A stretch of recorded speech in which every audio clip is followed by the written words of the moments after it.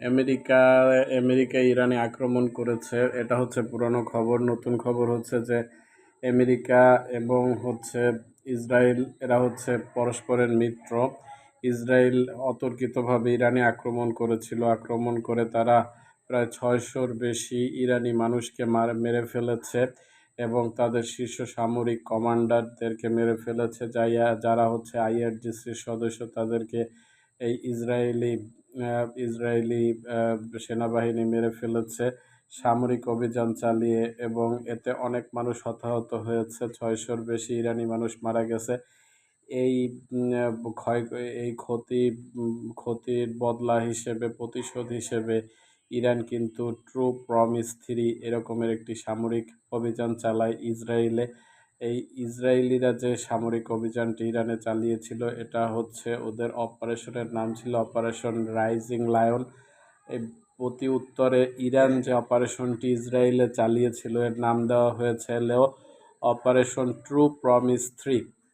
Operation true promise 3 হচ্ছে যে ইসরায়েলের একটি সামরিক আগ্রাসনের বিরুদ্ধে একটি সত্যিকারের অভিযান। এখানে হচ্ছে যে ইরান ইসরায়েলকে জবাব দিয়েছে তাদের হচ্ছে যে শক্তিশালী ক্ষেপণাস্ত্রগুলোর মাধ্যমে। এই ক্ষেপণাস্ত্রগুলো ইসরায়েলের আকাশ প্রতিরক্ষা ব্যবস্থা ভেদ করে তাদের বিভিন্ন ভবনে আঘাত হানে, তাদের সামরিক এবং বেসামরিক স্থাপনাগুলোতে, গুরুত্বপূর্ণ স্থাপনাগুলোতে ইরানের এই ক্ষেপণাস্ত্রগুলো, মিসাইলগুলো আক্রমণ চালায়, যার ফলে ইরানের শাসন ব্যবস্থা ভেঙে চুরে চুরমার হয়ে যায় এবং এর ফলস্বরূপ আমেরিকা হস্তক্ষেপ করে ইসরায়েলকে বাঁচানোর জন্য। ইসরায়েলকে বাঁচানোর জন্য হস্তক্ষেপ করার ফলে আমেরিকা হচ্ছে ইরানের পারমাণবিক স্থাপনা ফোর্দো, নাতানজ এবং হচ্ছে যে ইস্পাহানে হামলা চালায় বাংকার ব্লাস্টার বিমান দিয়ে। এই বাংকার ব্লাস্টার বোমা দিয়ে হামলা চালানোর ফলে ইরানের যে নিউক্লিয়ার স্থাপনাগুলো ছিল ওখানে, সেগুলো পুরোপুরিভাবে ধ্বংস হয়ে গেছে বলে হচ্ছে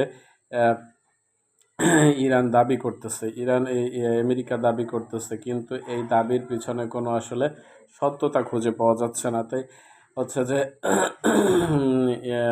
আমেরিকা এই দাবিকে ইরান প্রত্যাখ্যান করেছে এবং তারা বলেছে যে তাদের পারমাণবিক স্থাপনার তেমন ক্ষয়ক্ষতি হয়নি। কিন্তু আমেরিকা বলতেছে যে ইরান যাতে এই ইরানের এই পারমাণবিক কর্মসূচি তারা অনেক বছর পিছিয়ে দিতে সক্ষম হয়েছে এবং তারা ইরানকে, নতুন একটি খবর এসেছে যে তারা আমেরিকা ইরানকে $30 বিলিয়ন একটি প্রস্তাব দিয়েছে যাতে তারা ইউরেনিয়াম সমৃদ্ধকরণ বন্ধ করে এবং আমেরিকার সাথে আলোচনা করে এই বিষয়ে।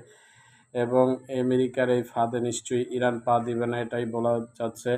ইরানের সর্বোচ্চ ধর্মীয় নেতা আয়াতুল্লাহ আল খামেনি তিনি বলেছেন যে আমেরিকাকে তারা একটি জোরালো থাপ্পড় মেরেছে তাদের সামরিক ঘাঁটিতে ক্ষেপণাস্ত্র হামলার মাধ্যমে। তো এটা হচ্ছে যে আমেরিকাকে একটা দারুণ জবাব খামেনি বলেছেন ইরানের পক্ষ থেকে। তো ইরানের মানুষ এখনও আতঙ্কে আছে, কবে আবার এই ইসরায়েলিরা আক্রমণ করে বসে, বলা তো যায় না। তাদের এটা একটা নাটকের অংশ হইতে পারে, আবার যে কোনো সময় তারা ইরানে হামলা করতে পারে, ইসরায়েলিরা অতর্কিতভাবে হামলা করতে পারে বেসামরিক নাগরিকদের উপরে। এরপরে যেটা হইতে পারে সেটা হচ্ছে যে তারা ইরানে হামলা চালাতে পারে যে কোনো সময়, সেটা হচ্ছে যে উড়িয়ে দেওয়া যায় না। এরপরে সেটি হচ্ছে যে ইরানের হামলা অনেকটা ভয়াবহ ছিল। তারা ক্ষেপণাস্ত্র হামলা চালিয়েছিল ইসরায়েলিদের উপরে। এখন হচ্ছে বর্তমানে ইসরায়েলিরা আবারও আজকে 2টি দেশে আক্রমণ চালিয়েছে। লেবাননে বেসামরিক অ্যাপার্টমেন্টে তারা হামলা চালিয়েছে এবং অন্যদিকে ফিলিস্তিনে তারা হামলা চালিয়েছে বেসামরিক জনগণের উপরে। প্রায় 36 জন ফিলিস্তিনি মারা গিয়েছে ড্রোন হামলায়। ইসরায়েলি এই গণহত্যা চলছে গাজায়। এগুলো শুরু হয়েছিল প্রায় 20 মাস হয়েছে। ইসরায়েলে এখন পর্যন্ত ইসরায়েলিদের আক্রমণে প্রায় 56,000 ফিলিস্তিনিরা মারা গেছে।